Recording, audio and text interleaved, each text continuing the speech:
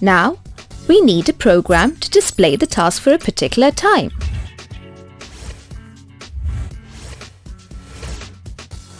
Easy peasy. First, we ask the time for which task is to be displayed. Let me name the variable as time. Good one! Kidding!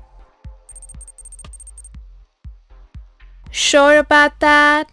Yeah, why? What if the time entered is not present in the dictionary?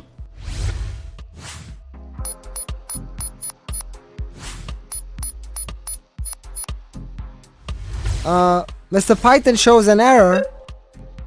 No! He just doesn't display any value. Okay, so if the time I enter is not in the dictionary, no task is displayed. Right, that means we'll check.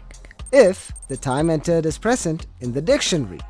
Correct. We use the word in. Time is schedule. Is the condition here? And if the time is present, We pull the task from the dictionary using the key. I know, just like indexing. Correct.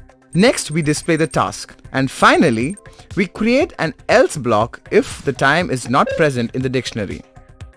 And inside the else block, we display a message. Done.